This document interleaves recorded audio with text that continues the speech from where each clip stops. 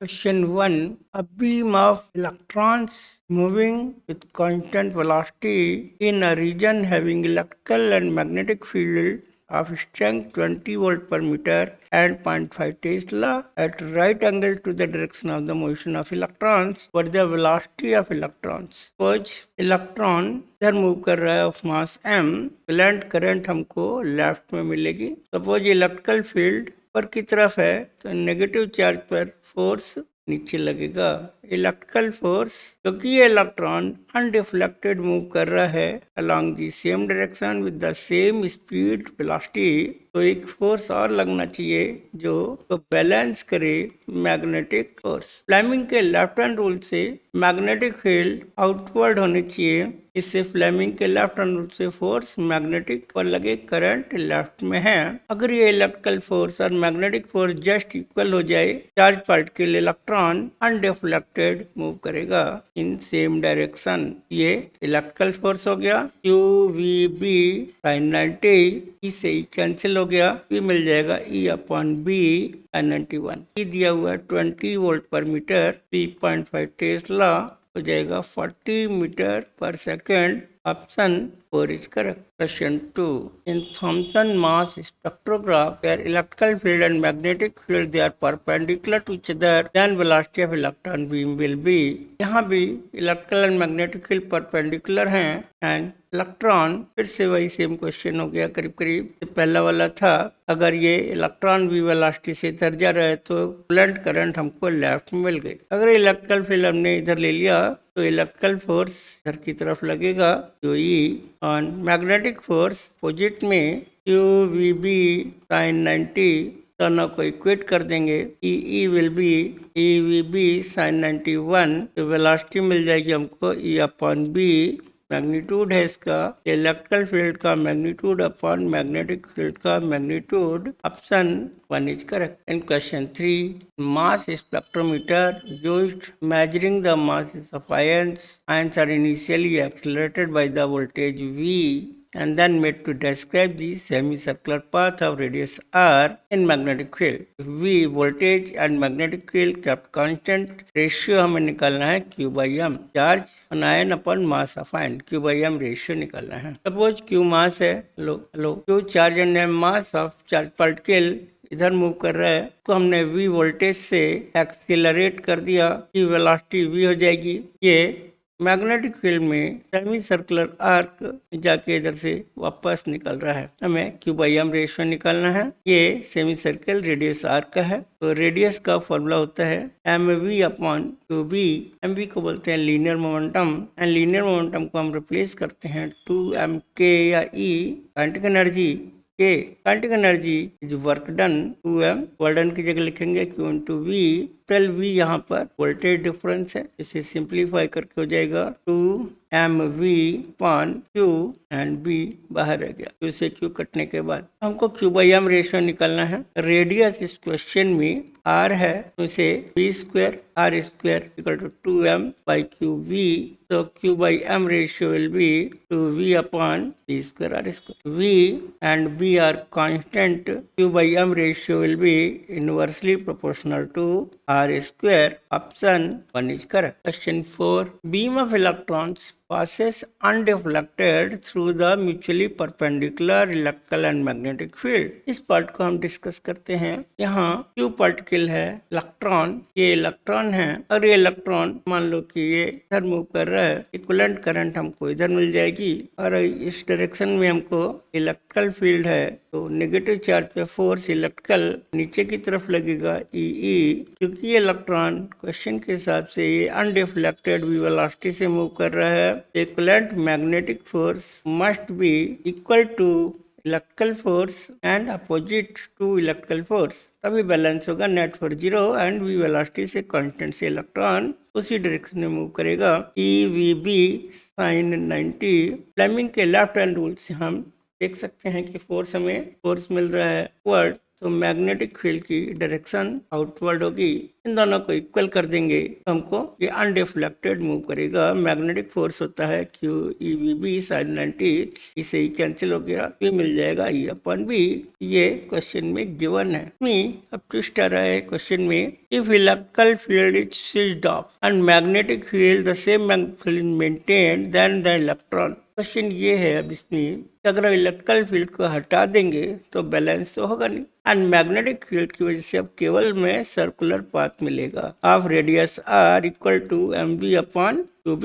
Electrical force हटने के बाद हमको circular path with this radius मिल जाएगा। फोर्स देखेंगे तो फोर्स लग रहा है इधर, यानी अब ये पार्ट इलेक्ट्रिकल पार्ट हटने के बाद मैग्नेटिक फील्ड से इस तरह का पाथ डिसाइड करेगी जिसकी रेडियस हो जाएगी R। तो circular path, circular orbit will be there. Option 1 is correct. Question 5. Particle having mass 10⁻² kg carrying charge 5×10⁻8 coulomb. Particle is given an initial horizontal velocity 10⁵ meter per second in presence of electrical field and magnetic field both. To keep the particle moving in horizontal direction, it is necessary यानी ये undeflected move करे उसी same direction में late x axis. ये particle का मास हमने Q ले लिया, क्या मास है, v स्पीड से मूव कर रहा है। अगर हमने नीचे इलेक्ट्रिकल फील्ड लिया तो QE फोर्स इलेक्ट्रिकल नीचे लगेगा। अगर हमने यहाँ पर मैग्नेटिक फोर्स लगाना है अपवर्ड, हमको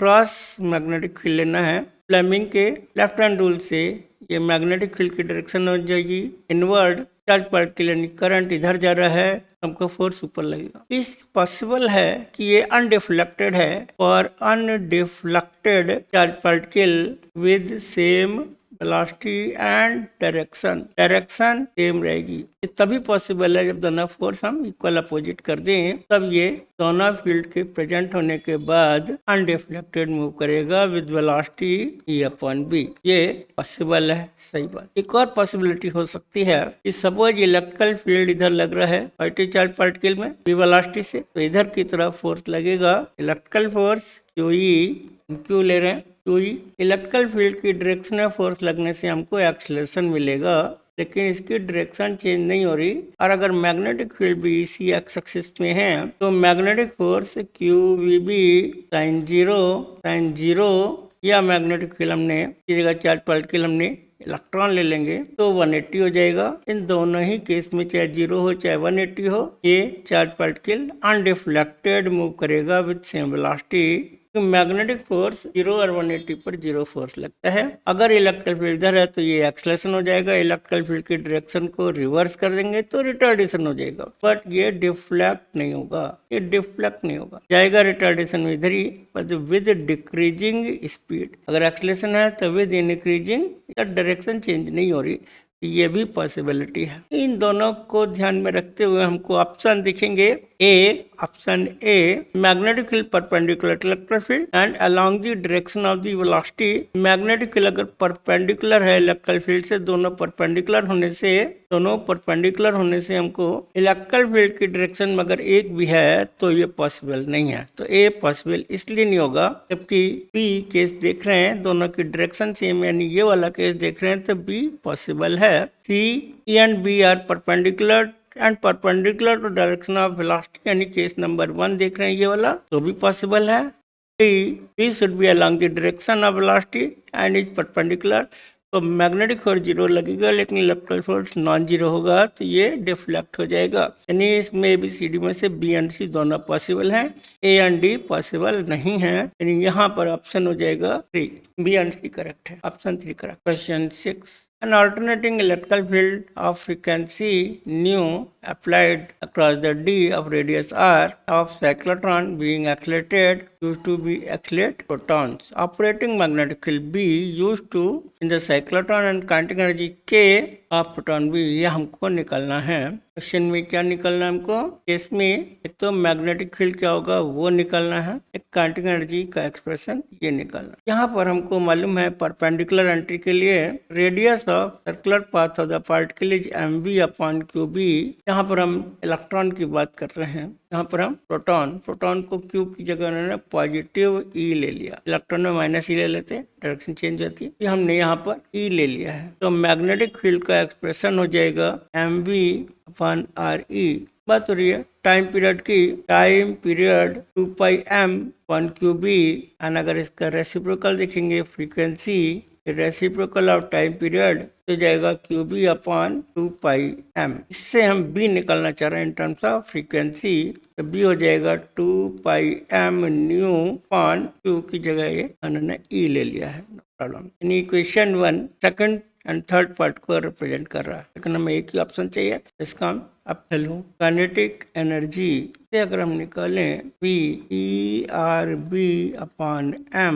kinetic energy half mv², half mv² की जगह e²r², v²/m², एक m कैंसिल हो गया, e² r², r यहाँ पर r की जगह कैपिटल ले रहे हैं, क्वेश्चन में दिया हुआ, बाद में लिख देंगे चाहे, r² m, b² की जगह इक्वेशन 1 से पुट करते हैं, 4π² m² ν²/e², एक m कैंसिल हो गया, e² कैंसिल हो गया, ये 2 आ गया, यहाँ पे मिल जाएगा हमको काइनेटिक एनर्जी 2 m बच गया है, π² r हमने यहाँ पे कैपिटल ले लिया इनमें, ν²। यहाँ क्वेश्चन में रेडियस को कैपिटल R से डिनोट कर रहे हैं, यानी ये इक्वेशन 2। इक्वेशन 1 मैग्नेटिक फील्ड का एक्सप्रेशन हो गया, एंड इक्वेशन 2 काइनेटिक एनर्जी का एक्सप्रेशन है। इस तरह से option 3 is correct. Question 7 magnetic field dB due to the small current element at a distance r and current I is given by Biot Savart law. सीधा सीधा Biot-Savart law का formula पूछ रहे हैं यहाँ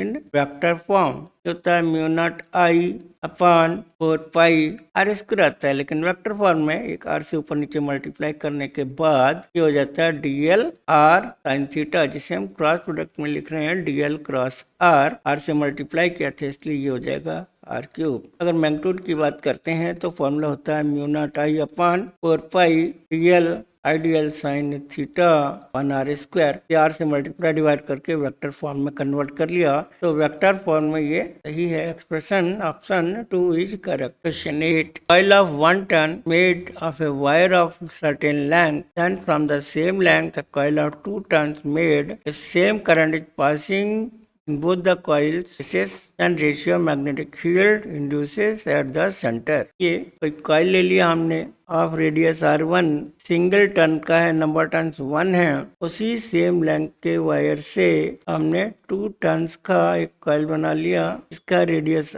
r2 है, नंबर टन्स यहाँ पर हमने n2 ले लिया, इसको जाएंगे। क्वेश्चन में गिवन करंट दोनों में सेम रहेगी, क्वेश्चन में करंट सेम है, then magnetic field at the centre B1/B2, B1 का फॉर्मूला होता है μ0I/2r1, number turns n1 μI/2r2, तो μ0I/2 कैंसिल हो गया है, ये हो जाएगा n1/n2, r उल्टा हो जाएगा, n1 1 है, n2 2 है, r2 r1 का रेशियो हम ले रहे हैं r1, यानी 2πr1, l है तो r1 हो जाएगा l/2π।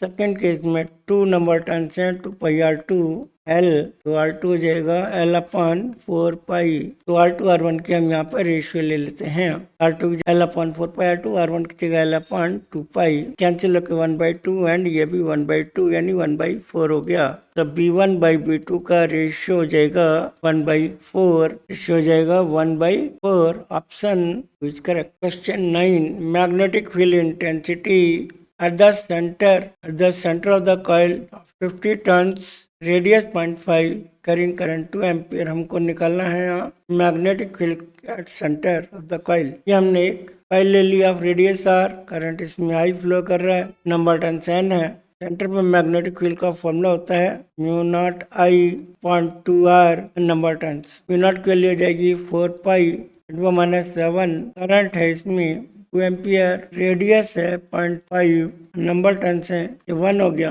4π 0.14 -5 हो गया, 12.25 6 आएगा, एक डेसिमल अगर शिफ्ट करते हैं तो 1.2 हेलो ये मल्टीप्लाई करने के बाद आएगा, डेसिमल शिफ्ट कर लिया 1.256 इंटू 10⁻⁴ इसला ऑप्शन यहाँ पर हो जाएगा 2 correct. Question 10, magnetic field due to 0.1 ampere current flowing through the circular coil of radius 0.1 number 1000 magnetic field at the centre निकालना है। सेम क्वेश्चन, इस तरह के क्वेश्चन कितने रिपीट हो रहे हैं नीट में देखिए। सपोज ये कॉइल है, सेंटर पर मैग्नेटिक फील्ड होता है μ0I/2r नंबर 10 μ0 की वैल्यू 4 पाई की जगह 3.14 10⁻⁷ current I 0.1 number 10,000 2r r है यहाँ पे 0.1 से 0.1 कैंसिल हो गया, 2 आ जाएगा 6.28 10⁻⁴ is law, so option 1 is correct. Question 11, magnetic field of given length of wire for single turn is B, then its value for 2 turns from the same current from the same wire. Question में same wire ही लिया हुआ है। यहाँ पर हम लोग देख रहे हैं, पहले हमने इसका एक टर्न बना लिया, रेडियस r1 का, लेंथ हमारे पास इस वायर की l है, 2πr1 इज इक्वल टू हो जाएगा l, तो r1 हो जाएगा l/पाई। सेकेंड केस में हम करंट सेम दे रहे हैं, यहाँ पर ये हमने R2 नंबर टर्न्स यहाँ पर 1 है, यहाँ नंबर टर्न्स डबल कर दिया, करंट सेम है, तो मैग्नेटिक फील्ड हमें R2 निकालेंगे 2πr2 is equal to l, तो यहाँ R2 हो जाएगा l/4 मैग्नेटिक फील्ड 1 and 2 ये निकलना, यहाँ P2 निकलना, P2 magnetic field in second coil upon V1 centre of the first coil, formula होता है μ0I N2/2r2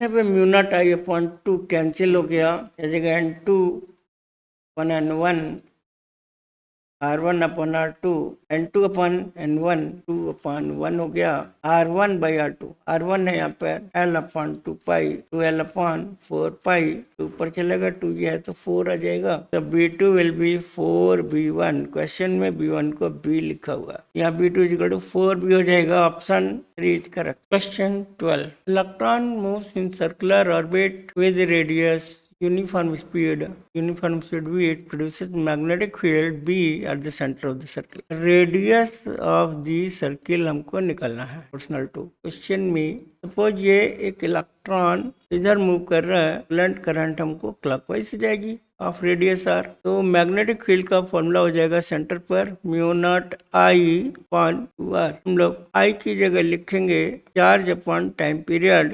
distance 2πr/, speed μ0q/4πr², भी ऊपर चला जाएगा, यहाँ से हमको r² मिल जाएगा, क्रॉस मल्टीप्लाई करके μ0q/4π ब्रैकेट के अंदर ये μ0q/4π कांस्टेंट है, तो r² is directly proportional to V/B and r is directly proportional to √V/P. Option 3 is correct.